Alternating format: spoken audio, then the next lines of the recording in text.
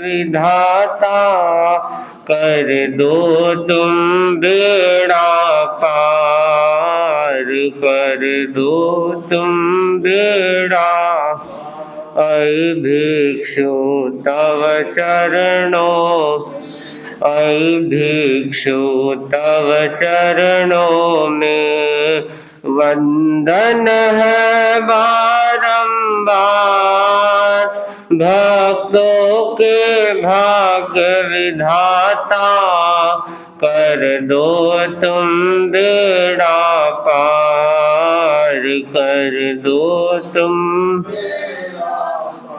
तेरा पथ के निर्माता ज्योतिर्मय जीवन था, ज्योतिर्मय जीवन जीने की कला सिखाई, जीने की कला सिखा। बन समक्त के दातार भक्तों के भाग्य विधाता कर दो तुम बेड़ा पार, कर दो तुम। श्रद्धा के शुभ भावों से सुमिरन करता हूँ मैं, सुमिरन करता हूँ मैं। ओ सत्य सिंधु के प्रहरी, ओ सत्य सिंधु के प्रहरी। जुड़ जाए तुमसे तार भक्तों के भाग्य विधाता कर दो तुम बेड़ा पार, कर दो तुम बेड़ा। अपना वैभव न पाऊं ऐसा दे दो वरदान, ऐसा दे दो वरदान। मैं वीर वचन अनुरागी, मैं वीर वचन अनुरागी। पाऊं जीवन का सार भक्तों के भाग्य विधाता कर दो तुम बेड़ा पार, कर दो तुम बेड़ा। प्रकटे थे नभ में रविशम बादल को चीर दिया, बादल को चीर दिया।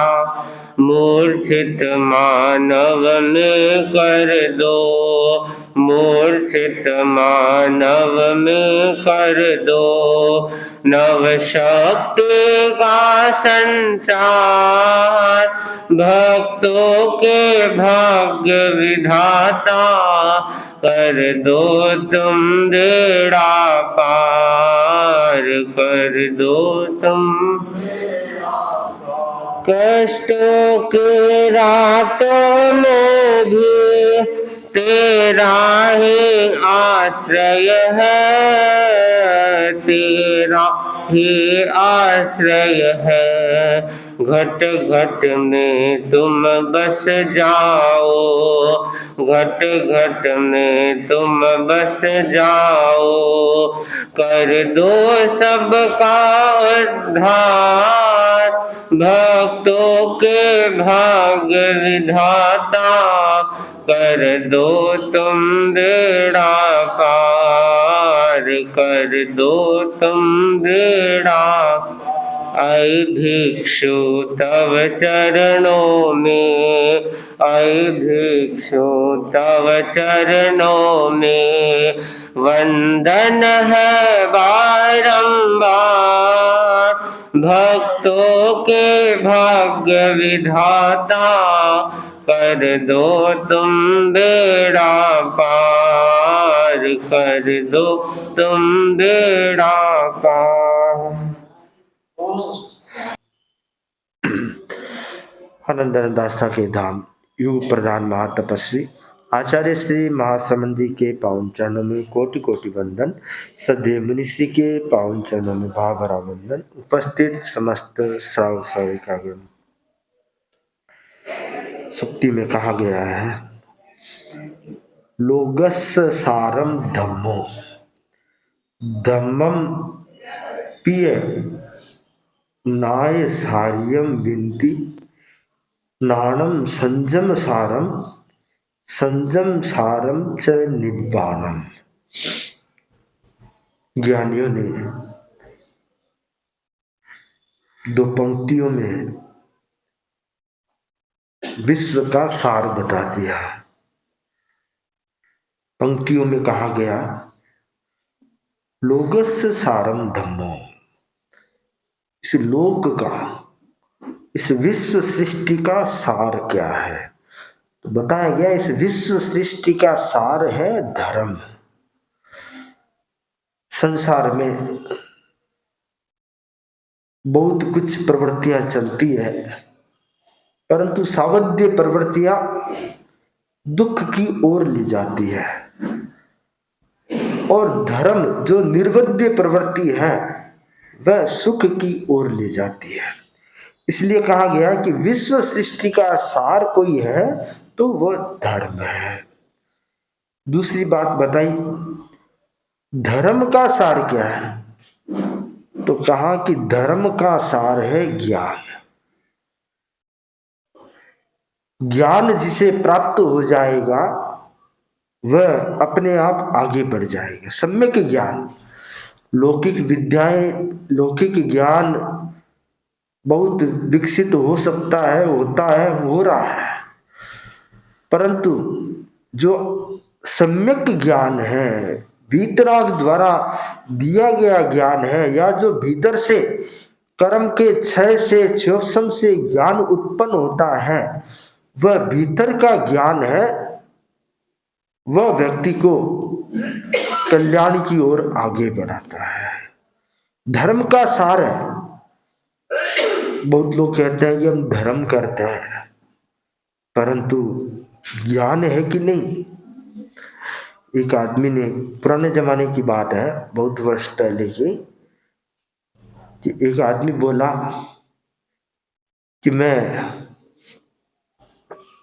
ट्रेन में जाता हूं, इधर उधर जाता हूं, कहीं भी जाता हूं, पर मेरा धर्म नहीं छूटता, मैं धर्म पर अडिग रहता हूं। तो उसको पूछा, भाई तो क्या तुम नशा वशा नहीं करते हो? नहीं, नशा तो करता हूं। तो तुम बोलते हैं धर्म नहीं छोड़ता। मेरा धर्म नहीं छोड़ता हूं। तो क्या तुम बिना टिकट ट्रेन में चढ़ते हो? हाँ, कभी कभी बिना टिकट की यात्रा कर लेता हूं। तो तुम बोलते हैं मैं धर्म नहीं छोड़ता हूं। हाँ, मैं मेरा धर्म नहीं छोड़ता हूं। उसको ऐसे कई चीजें पूछी गई, हर बात वह स्वीकृति देता कि ये भी करता हूं, ये भी करता हूं, ये भी करता हूं। फिर लोगों ने पूछा भी तुम्हारा धर्म क्या है? धर्म के विरुद्ध सारे आचरण कर रहे हो और कहते हो धर्म नहीं छोड़ रहा हूं, कि तुम्हारा धर्म क्या है? तो वह बोला, मैं अछूत के हाथ का खाना नहीं खाता हूं। लोगों ने कहा कि इतने सारे गलत कार्य करते हो और अछूत के हाथ का नहीं खाना खाते हो, तुम्हारा धर्म क्या है? धर्म थोड़ी है, वह तो ढोंग है, दिखावा है। धर्म वह होता है जो भीतर में व्यक्ति की चेतना को बदल दे। ज्ञान एक ऐसा प्रकाश है जो भीतर के अंधकार को दूर कर देता है, जो नासमझी है उसको दूर करता है, जो भ्रम है उसको दूर करता है। अगर धर्म से भ्रम दूर होता है तो समझिए कि आप सही दिशा में आगे बढ़ रहे हैं, और आप कुछ ऐसा कर रहे हैं और उससे आपकी भ्रमणा दूर नहीं होती है, भ्रम दूर नहीं होता है, ज्ञान का प्रकाश नहीं फैलता आपके भीतर, तो उसका मतलब है कि आप या तो सही कर नहीं रहे या वह मार्ग सही नहीं है। तो धर्म का मार्ग शाश्वत मार्ग है। धर्म हमेशा से इस लोक में रहा है, अनादिकाल से। ये धर्म तीर्थंकरों ने प्रतिपादित किया है, प्रतिपादित करते आ रहे हैं। इस 24 में 24 तीर्थंकर हुए हैं, उससे पूर्व अनंत 24 हो चुकी है, अर्थात अनंत अनंत काल से धर्म प्रतिपादित किया जा रहा है। तो धर्म क्या है? धर्म है वही जो चेतना को शुद्ध बना दे, अहिंसा का धर्म, शांति का धर्म, सद्भावना का धर्म, व्यक्ति व्यक्ति के भीतर जो संयम और त्याग की चेतना को विकसित कर दे, वह धर्म है।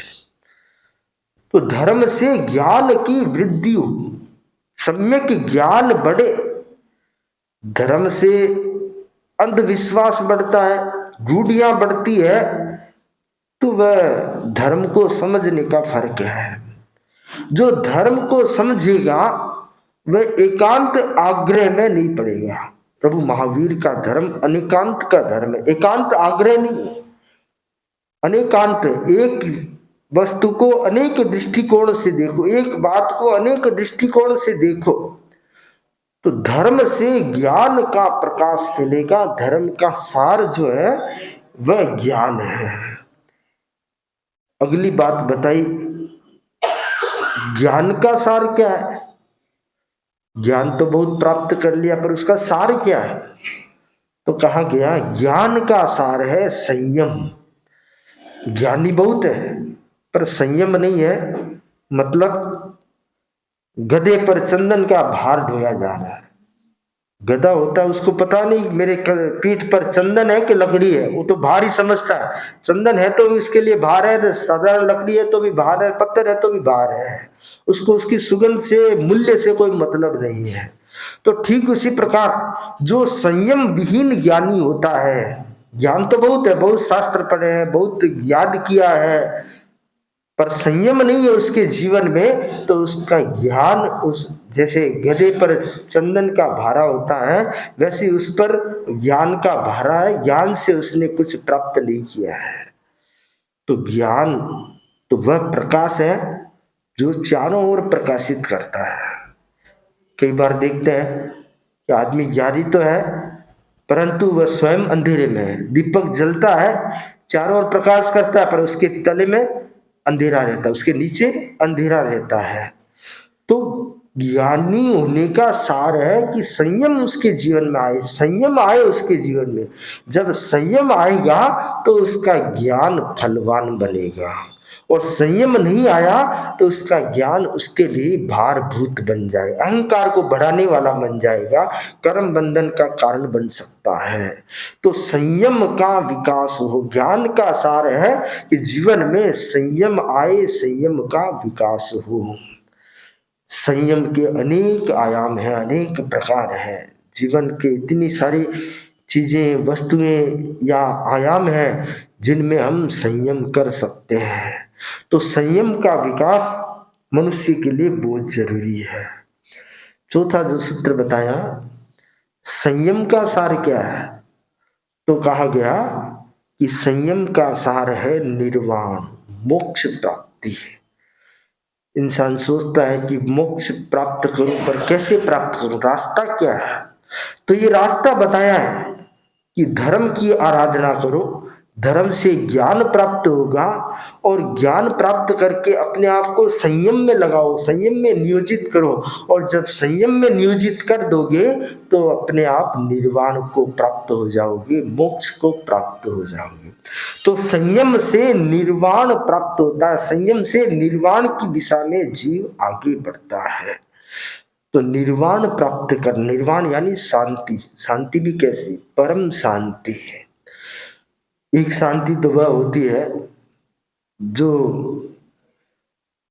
खामोशी आ जाती है तब शांति हो जाती है, परंतु यहाँ पर वह शांति नहीं है। यहाँ पर वह शांति है कि जहाँ पर कोई चाह नहीं, इच्छा नहीं, कोई दुख नहीं, कोई गम नहीं, सिर्फ आनंद, अनंत आनंद है, और कुछ प्राप्त करने की लालसा नहीं, संपूर्ण रूप से उन्हें प्राप्त हो गया है, और शाश्वत शांति उन्हें प्राप्त हो जाती। फिर वो शांति कभी अशांति नहीं बनती। वो शांति एक बार मिल गई, उसके बाद वह जीव कभी अशांत नहीं होता है। संसार में तो शांति प्राप्त होती है कभी शांति प्राप्त हो गई थोड़ी देर के लिए, सुख सुविधा सब अनुकूलता प्राप्त हुई कि भाई जी सो रहा है, कि हाँ जी सो रहा है, जी में शांति है। पर थोड़ी सी प्रतिकूलता हुई और अशांति हो जाएगी, जिदोरा हो जाएगा, समस्या हो जाएगी।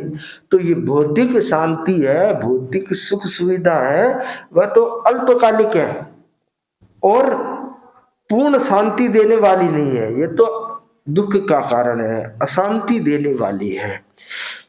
जैसे धूप और छाया जुड़े हुए हैं, वैसे ही सुख और दुख जुड़े हुए हैं। पर इंसान क्या चाहता है? इंसान ये चाहता है कि मैं हमेशा सुख में ही रहूं, सुख ही मिले, सुख ही मिले। अरे भाई, तुम कर्म युक्त हो, संसार में भ्रमण कर रहे हो, तो ये तो जोड़ा है। आज सुख है तो कल दुख आएगा। तो सुख अच्छा लगता है तो दुख को भी झेलो, दुख को भी झेलना होगा। और दुख आया है तो आज दुख है, कल सुख आएगा। एक के बाद एक दूसरे का जोड़ा है। इंसान सोचता है कि मेरा दुख सबसे बड़ा है, पर ऐसा नहीं। खुद का दुख है इसलिए लगता है कि मेरा दुख सबसे बड़ा है, परंतु दुनिया में मेरे से भी ज्यादा, यानी जो सोचता है उससे भी ज्यादा लोग दुख का भोग कर रहे हैं। नारकी जीवों की कल्पना करो, एक क्षण भी, पल भर भी उन्हें शांति नहीं है, विश्राम नहीं है, दुख ही दुख है, कष्ट ही पीड़ा है, पीड़ा युक्त ही जीवन है। तिर्यंच को देखो, एकेंद्रिय को देखो, कितनी पीड़ा, कितना दुख है। तो संसार के प्राणियों में कितना दुख प्राप्त हो रहा है। तो दुख मुक्त होना चाहते हैं, दुख से छुटकारा चाहते हैं, तो सुख का रास्ता अपनाओ, निर्वाण का रास्ता अपनाओ। एक सेठ जी थे और योगानुयोग व्यापारिक घाटा लगा, परिस्थितियां प्रतिकूल बनी और दरिद्रता आ गई। बड़े दुखी हुए। जो लोग सुख में, सुविधा में रहे हुए होते हैं, संपन्नता में रहे हुए होते हैं, वहां अगर विपन्नता आ जाती है तो दुखी होना स्वाभाविक है, सहज है। दुखी आदमी के पास सुख आता है, संपन्नता आती है तो महसूस नहीं होता है। पर सुखी का सुख चला जाता है, दुख आ जाता है तो बहुत ज्यादा महसूस होता है, फील बहुत ज्यादा होता है। तो उसने सोचा कि दुनिया में मेरे से बड़ा कोई दुखी नहीं है। उसने सोचा दुख से मुक्त कैसे हो। उसने सोचा दुख से मुक्त होना है तो इस जीवन से मुक्त हो जाऊं तो दुख से मुक्त हो जाऊं। बहुत सारे लोग सोचते हैं कि आत्महत्या कर लूं, मर जाऊं तो दुख से मुक्ति हो जाएगी, परंतु उन्हें पता नहीं कि इस जीवन के आगे भी दुख तैयार है। गलत रास्ता अपनाया, समता समभाव नहीं रखा और मृत्यु, आत्महत्या कर ली तो आगे भी दुख तैयार है। दुख से पिंड नहीं छूटेगा। दुख से पिंड छुटाना है तो समभाव में आओ, समता में आओ, संयम में आओ, धर्म में आओ, तो दुख से पिंड छूटेगा। तो उसने सोचा कि मर जाऊं ठीक रहेगा। रवाना हुआ, नदी किनारे पहुंचा तो वहां कोई संत महात्मा बैठे थे। तो उसने विचार किया कि मरने से पहले महात्मा जी के दर्शन तो कर लो। तो दर्शन करने गया और महात्मा जी ने उदास चेहरा देखा, पूछा क्या बात है? कि बात ऐसी ऐसी है, मैं दुनिया में सबसे दुखी व्यक्ति हूं, मेरी दुखों की गठरी बहुत बड़ी है। महात्मा जी ने कहा ठीक है, ऐसी बात है तो क्या तुमने दूसरों के दुख देखे हैं क्या? कि नहीं देखे तो नहीं, पर मुझे ऐसे लगता है कि मैं ही दुनिया में सबसे ज्यादा दुखी। तो ऐसे एक काम करो, मरना तो है ही है, तो मरने से पहले एक प्रयोग और कर लो। ठीक है महाराज, आप बोलते हैं कि तुम्हारे जितने भी दुख है उस दुख को लिख करके गठरी में बांध करके मेरे पास लाओ। गया घर पर, कागज पर लिखने बैठा, लिखते लिखते इतने सारे कागज की जेट हो गई। उसको कपड़े की गांठ बांधी और लेकर आया महात्मा जी के पास। बोला ये मेरी दुख की गठड़ी है, कि इस दुख की गठड़ी को यहाँ रख दो, मेरे पास में रख दो। और एक काम करो, अंदर कुटिया में ऐसी बहुत सारी गठड़ियां पड़ी है जो तुम्हारे से पहले बहुत सारे लोग मेरे पास रख कर गए हैं। तुम ये तो यहाँ रख दो, उस कुटिया में जो गठड़ियां पड़ी है उनमें से जो तुम्हारे को हल्की लगे वो तुम लेके जाओ। गया कुटिया में, एक एक पोटली उठा उठा के देख रहा है तो उसको लगता है ये तो भारी है, मेरे से भारी है। दूसरी को उठा दी, ये भी मेरे से भारी है, तीसरी को उठा दी, ये भी मेरे से भारी है। एक एक कर सारी पोटलियां उठाकर देखी तो उसको लगा कि सबसे हल्की पोटली मेरी है, बाकी तो सब भारी है।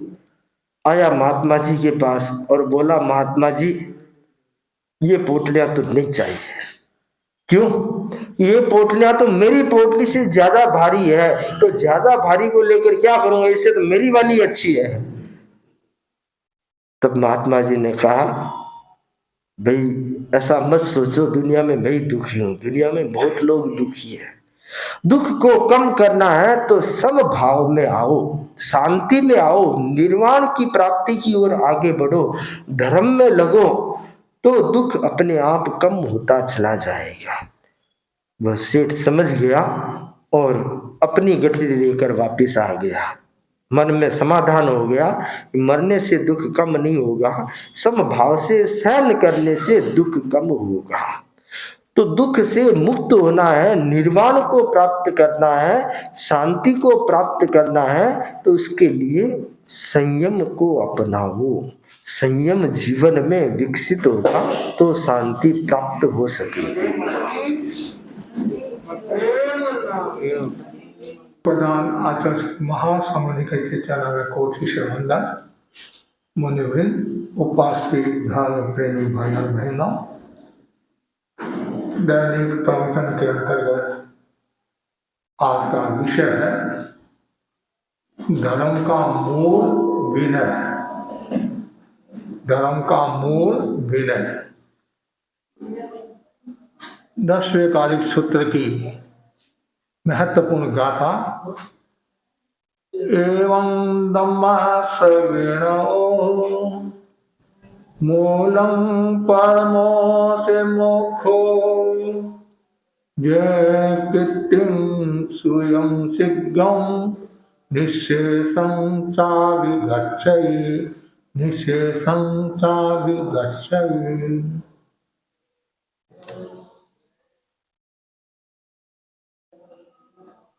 इसी प्रकार धर्म का मूल है विनय और उसका परम अंतिम फल है मोक्ष।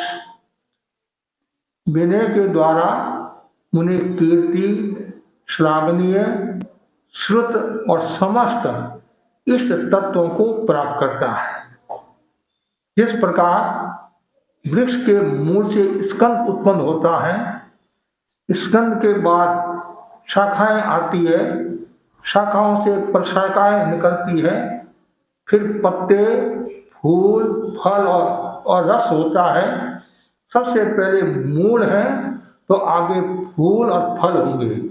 उसी प्रकार धर्म में भी विनय मूल है।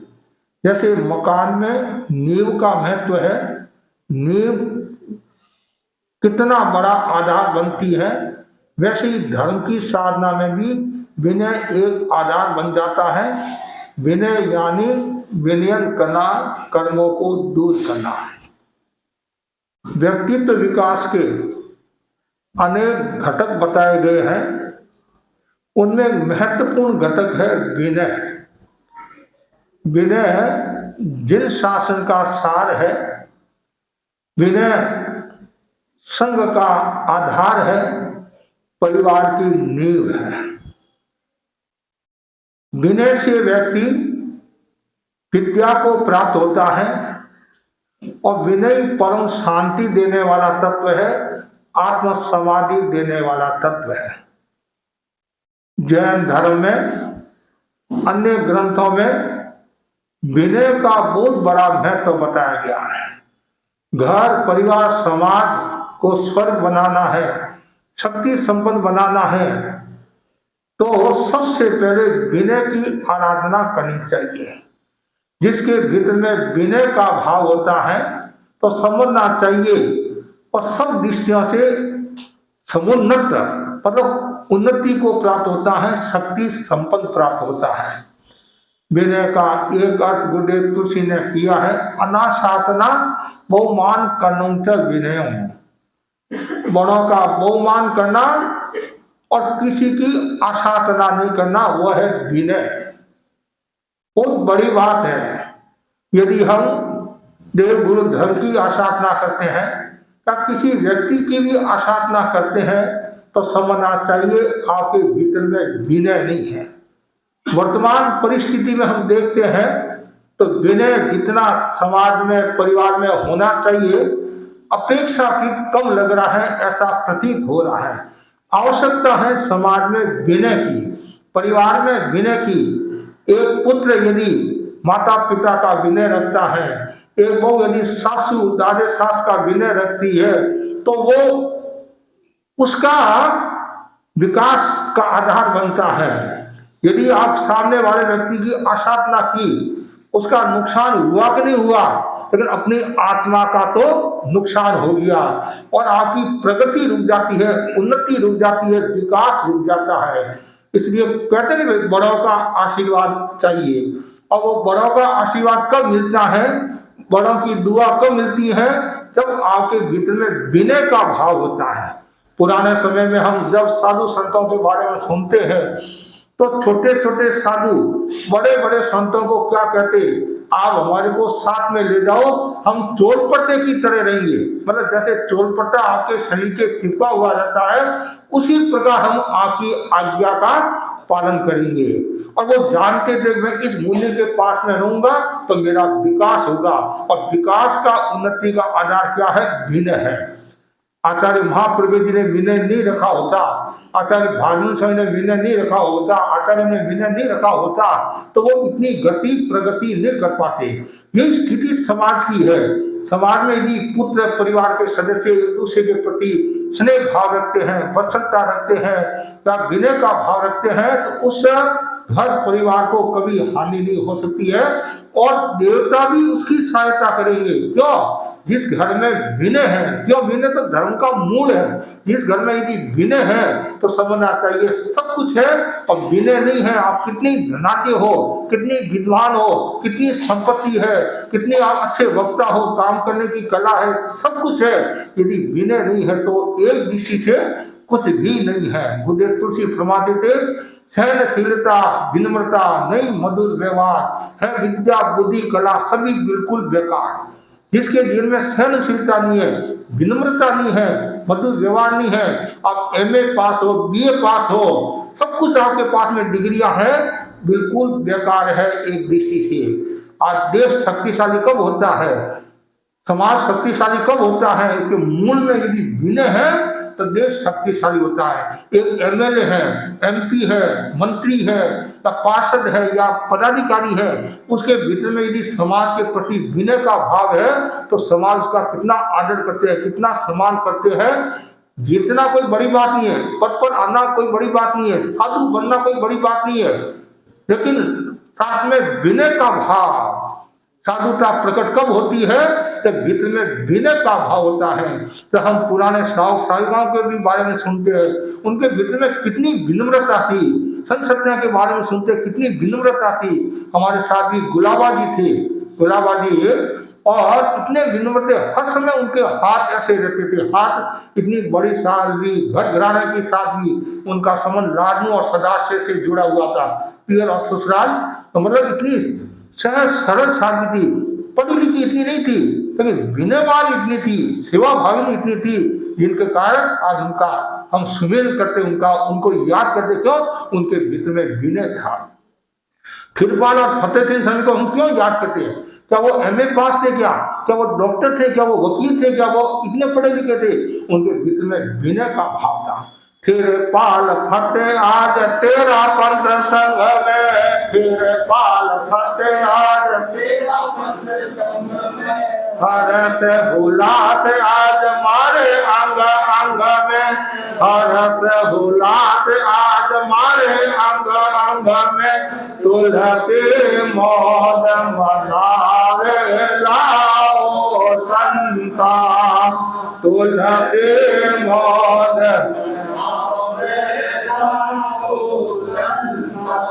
जब तक तेरा अपन धन संग रहेगा तब तक फिरपाल और फतेह का नाम रहेगा। जब धन संग की नींव इतनी मजबूत होगी, भिक्षु स्वामी का तो प्रताप है ही है, लेकिन नामी फिर और फतेह ऐसे समय में नींव स्थिर हुई और फटे ही फटे है, फटे ही फटे है। लेकिन उन सब के मूल में क्या है? विनय है। आज भारमणि स्वामी की घटना ले लो आप। यदि आचार्य भिक्षु के प्रति विनय का भाव नहीं होता, समर्पण का भाव नहीं होता, तो आज इतने ऊंचे पद पर वो प्राप्त नहीं होते हैं। जबकि उनसे बड़े बड़े संत थे, ज्ञानी संत थे, सब कुछ थे, लेकिन भारमल जी की जो विनम्रता, भारमल जी का जो समर्पण, आचार्य भिक्षु के प्रति प्रगाढ़ आस्था, जिनके कारण आज हम उनका सुमिरन करते हैं, उनको याद करते हैं। और गुरु के लिए उन्होंने पिता का भी मोह छोड़ दिया। मेरे सब कुछ गुरु है, सत्य है, ये बात कौन कह सकता है जिसके हृदय में विनय का भाव होता है। विनय का मतलब चापलूसी पड़ा नहीं है, विनय का मतलब चापलूसी पड़ा नहीं है। विनय का मतलब है असाधना नहीं करना, बड़ों का सम्मान करना, बड़ों का बहुमान करना। बड़ों का बहुमान का मतलब है आपका बहुमान, बड़ों का बहुमान का मतलब है संस्कृति का बहुमान, बड़ों का बहुमान है तो समाज का बहुमान है। आचार्य जीत मुसाई ने क्या कहा? आचार्य क्या कहते हैं? एक साधु का आपने विनय रखा, एक साधु की प्रशंसा की तो पूरे धर्म संघ की प्रशंसा है, और एक साधु की आपने असाधना की, अवहेलना की तो पूरे धर्म संघ की अवहेलना है। जब आपके मन के अनुकूल काम होता है तब तो सब अच्छे हो जाते हैं, और मन के अनुकूल काम नहीं होता है तो सब खराब हो जाते हैं। यह कोई दृष्टिकोण नहीं है। इसलिए भीतर में विनय का भाव होना, जितनी ज्यादा विनय होगा, जितना ज्यादा विनय होगा उतना ही व्यक्ति ऊंचाई को प्राप्त होगा। जैन दर्शन में 9 तत्व बताए गए हैं, उनमें एक तत्व कौन सा है? निर्जरा तत्व है। निर्जरा के कितने भेद है? 12 भेद है। 12 में 6 भेद कौन से है? बाह्य, और 6 भेद कौन से है? आभ्यंतर। उसमें एक भेद आभ्यंतर तत्व वाला कौन सा है? और विनय है। कितनी गहरी बात है, विनय को कितना ऊंचा स्थान दिया है। हमारे जैन आगमों में जगह जगह विनय विनय, और जो विनयवान होता है तो विनीत होता है वो संपत्ति को प्राप्त होता है, और जो अविनीत होता है वो विपत्ति को प्राप्त होता है, पग पग पर अवसाद को प्राप्त होता है, आपदा को प्राप्त होता है, कष्ट को प्राप्त होता है। उसका कभी मान सम्मान नहीं होता है। घर में यदि आप बड़े बुजुर्गों का मान सम्मान रखते हैं तो वो आपका मान सम्मान है। आप सासू को तो पूछते नहीं और काके सासू की सेवा करते हो, है कोई बात नहीं, आप काके सासू की सेवा की और किसी की सेवा की है, लेकिन पहले घर को तो संभालो। आपका पति तो बीमार है और आप देवर की सेवा करे हो, अमुक की सेवा करे, पहले घर को संभालो, पहले आत्मा को संभालो, फिर दूसरों की बात है। घर का पूत पीवाना फेरन पड़ और सेवा का फेरा, तो पहले घर को संभालो। हमारा घर शक्ति संबंध बने। वो घर शक्ति संबंध कब बनेगा? जब भीतर में विनय का भाव होगा। अब बाहर आप लोगों से मिलते हैं और हाथ जोड़ दिया, अचानक वो तो कुछ क्षणों के लिए, आप जिसके साथ में रहते 365 दिन, उनके साथ में आपका व्यवहार कैसा है तब व्यक्ति की पहचान होती है, परीक्षा होती है। अब दिनेश कुमार जी कैसे है, कैसे है दिनेश कुमार जी? अब आप तो समय समय पर दर्शन करते हैं, हाँ बड़ा जोरदार है, जोरदार है, लेकिन मेरे साथ में जो संत है वो बताएंगे दिनेश कुमार जी कैसे है। संत बताएगा कि दिनेश कुमार जी कैसे, जिनके साथ हम रहते हैं तब पता चलता है। आपके अनुकूल काम हुआ तो दिनेश कुमार जी अच्छे है, अनुकूल काम नहीं हुआ वही दिनेश कुमार जी खराब हो जाते हैं, वही खराब हो जाते हैं। तो वो कोई पहचान नहीं होती है। पहचान वो होती है साथ में रहने से पहचान होती है। कभी कभी कहते हैं वो आदमी तो बहुत बढ़िया है, कि महाराज आपके सामने वो बढ़िया है, कहते हैं आपके सामने बढ़िया है, इसकी घरवाली को पूछो वो बढ़िया है कि घटिया है। कभी कभी ऐसा नहीं, क्यों उनके साथ हमेशा काम करता है। बाजार में आप व्यापार करते हो, कहते वो व्यक्ति कितना, कभी कभी आश्चर्य करते हैं यहाँ इतनी भक्ति है महाराज, नाम मत लो, हम जानते हैं कितनी भक्ति है, ये कितना घोटाला करता है, कितना लोगों का पैसा ले डूबा है ना, आप उसकी कहते भक्ति भक्ति। और हम तो एक, हमारे को क्या पता आपके भीतर में क्या भाव है। हमें आचार्य के पास में सब तरह के साधु साधु होते हैं, आचार्य के पास में सब तरह के श्रावक श्राविका होते हैं, हम उसके आधार पर मूल्यांकन करते हैं। एक बिंदु ये भी है, कभी कभी आचार्य किसी को ये पदवी देते हैं, अलंकार देते नहीं, और आप लोग उनकी कभी कभी भावावेश में आकर आलोचना कर लेते हैं। अरे वो एक उसमें अवगुण होगा, लेकिन 99 तो गुण है नहीं है। आचार्य है, सब देखते हैं ऐसे, साधु साधु देखते हैं ऐसे, हम भी देखते हैं, फिर फिर भी आचार्य द्रव्य क्षेत्र काल भाव के ज्ञाता होते हैं। वो पूर्ण जानकारी करने के बाद ही कोई कदम उठाते हैं और कोई पद देते हैं, अलंकार देते हैं, अलंकार देते हैं। अब मैंने तो विश्वास किया, दुनिया विश्वास से चलती है, फिर भी कभी गलती भी मेरी भी हो जाती है, आपकी भी गलती हो जाती है। तो मूल बात विनय है, तो जो जिनके साथ रहता है तब पता चलता है कि भाई ये विनयवान कितना है, आज्ञाकारी कितना है। तो इसलिए वो जरूरी है हमारे भीतर में विनय का भाव। हमारे आगमों में विनय के 7 प्रकार बताए हैं: ज्ञान विनय, दर्शन विनय, चारित्र विनय, मन विनय, वचन विनय, काया विनय और नमस्कार विनय। ज्ञान के प्रति भी विनय होना चाहिए। कभी कभी जैसे कोई वक्ता बोल रहा है, अच्छी बातें आपको बता रहा है और वो आपके अनुकूल नहीं है, आपके मन पसंद की नहीं है, तो आप कभी कभी ज्ञानी की आसाधना करने लग जाते हैं, कभी कभी ज्ञान की आसाधना करने लग जाते हैं कि ये क्या धरा, इसमें कुछ नहीं है।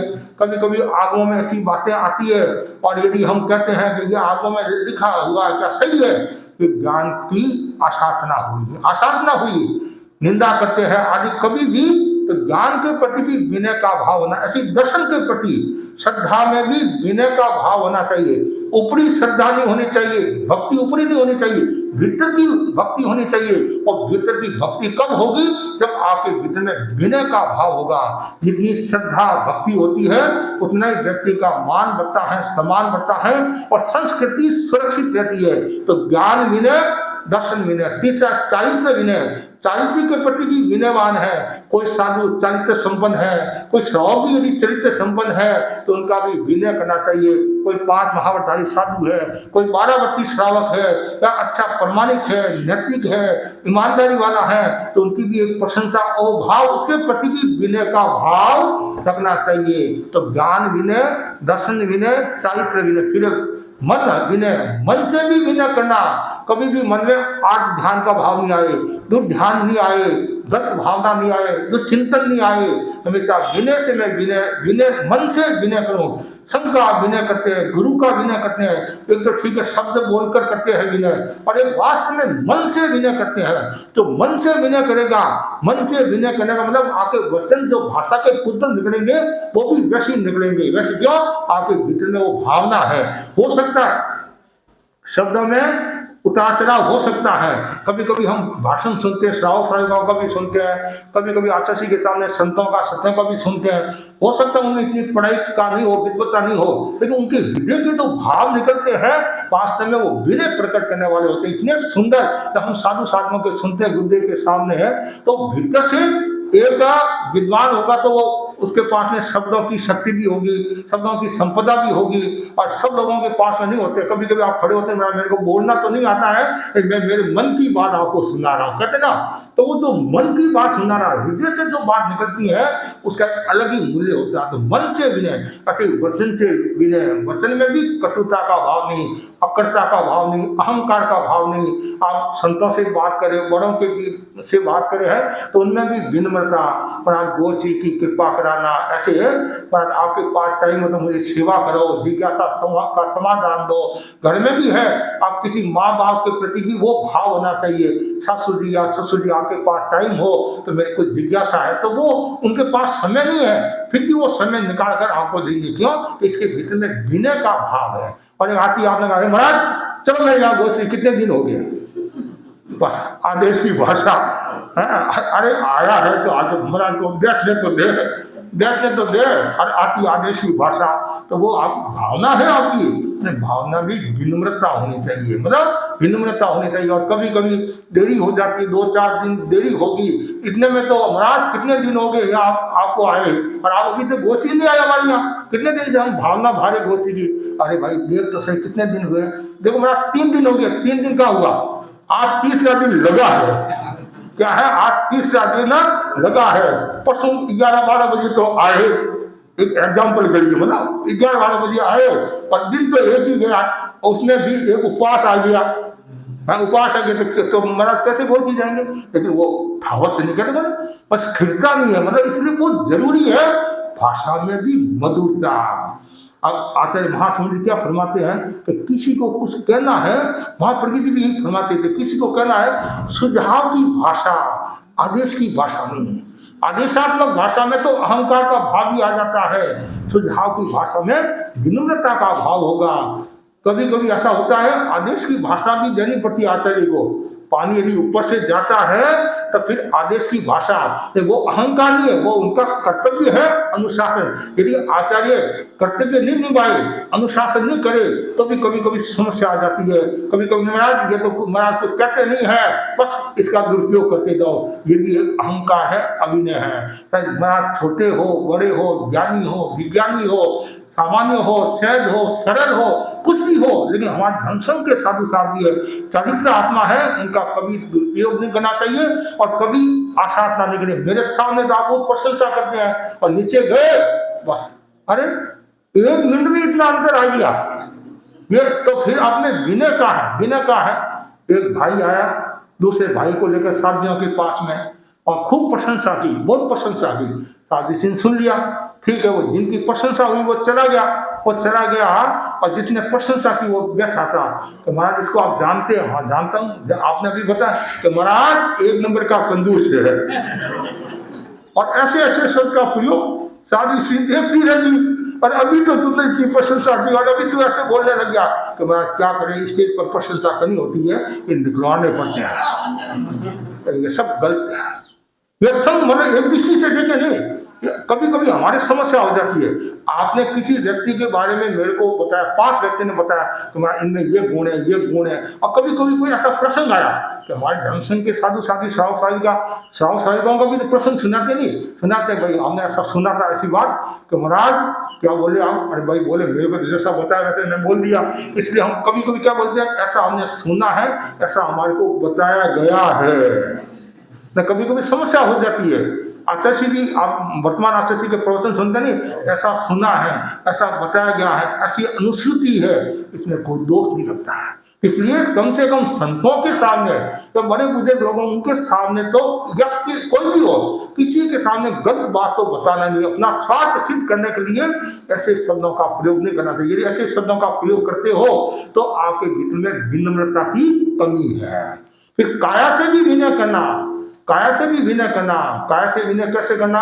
अब कोई व्यक्ति आया और आपने चाटा मार दिया, और चाटा के मारा मैं तो तुम्हारा लाड कर रहा हूँ, और लाड क्या कर रहा है बेचारा के, तो जैसे भिक्षु स्वामी का उदाहरण आता है ना, भिक्षु स्वामी का, तो काको जी है ना, पेमोजी है, पेमोजी थे नहीं, अब विकन इधर आ, विकन इधर आ, विकन इधर।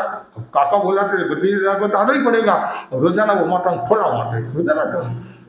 तो विकन जी तो विकन जी थे, विकन जी सोचा भतीजा हुआ तो मार खाने के लिए थोड़ी पैदा हुआ।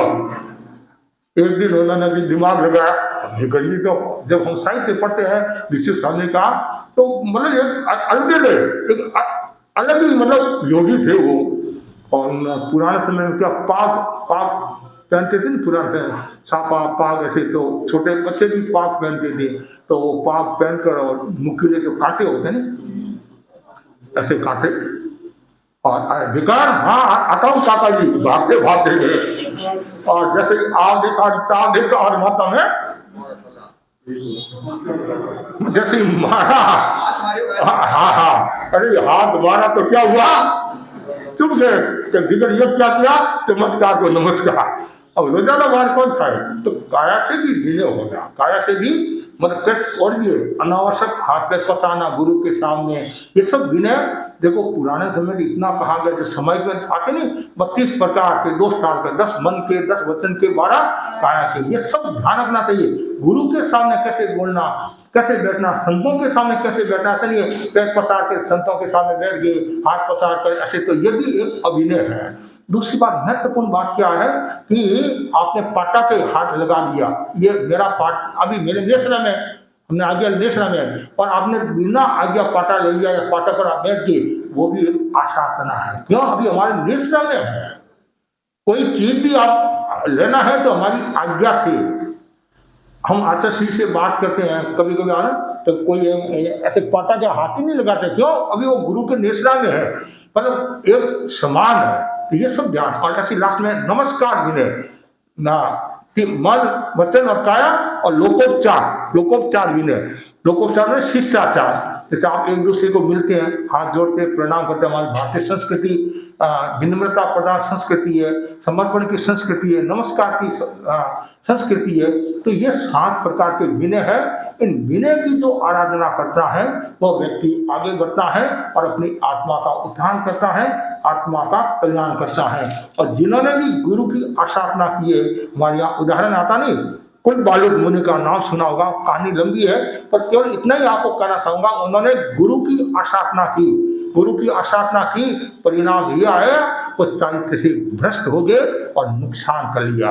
और उधर गौतम स्वामी ने भगवान महावीर का विनय किया। देखो गौतम स्वामी ने भगवान महावीर का कितना विनय किया, वो कितने बड़े ज्ञान आए, तब तो अहंकारी थे, आए तब तो अहंकारी थे, और फिर जैसे गुरु के चरणों में पड़े, भगवान के चरणों में इतने विनयवान, परिणाम ये आया उनको केवल ज्ञान हो गया, केवल ज्ञान हो गया। तो इसलिए विनय का बहुत बड़ा मूल्य है। तो सभी भाई बहन विनय की आराधना करें, और जो जितना ज्यादा विनय की आराधना करता है वह उतना ही व्यक्ति आगे बढ़ता है।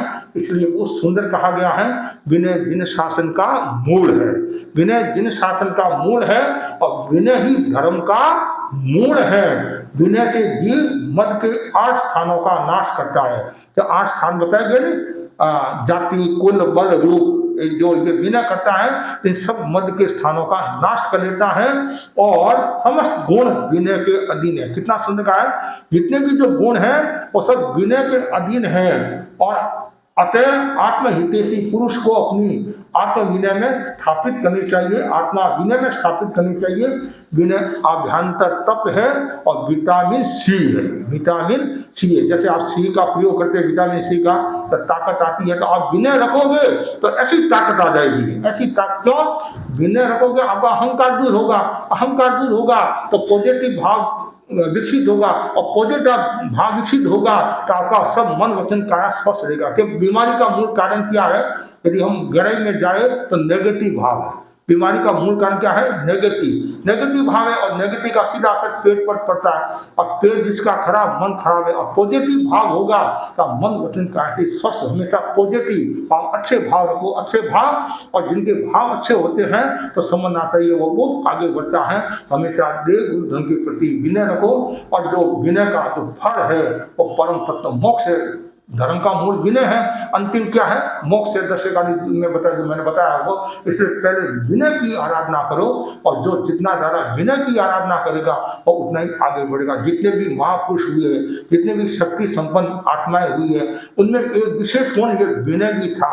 विनय के कारण वो कितने आगे बढ़े। हर समय उनके हाथ ऐसे रहे, हाथ ऐसे रहे, मतलब ऐसा नहीं कोई सबको राजी रखने के लिए नहीं, मन से उनके हाथ ऐसे रहते थे। और जिनके मन से हाथ ऐसे रहे तो उनका विकास का, उन्होंने गति भी की है, प्रगति भी की है, संघ ने उनका सम्मान भी किया है, और वो पद पर ही आए हैं, ऊंचे पद पर भी आए हैं। हम जब इतिहास पढ़ते हैं श्रावकों का तो वो उनमें और कोई गुण था नहीं था, लेकिन विनय का और गुरु दृष्टि की आराधना का इतना बड़ा गुण था जिनके कारण वो कहाँ के कहाँ पहुँच गए। इसलिए हमेशा ये भावना भाव कि मैं अंतिम सांस तक विनय की आराधना करता रहूं, मेरे भीतर में कोई भी प्रकार का अहंकार का भाव नहीं आए। और जो व्यक्ति विनय की आराधना करता है वो व्यक्ति सफलता को प्राप्त होता है, शक्ति को प्राप्त होता है, संपदा को प्राप्त होता है, और आत्म विकास को प्राप्त होता है। इसी आशा के साथ ओम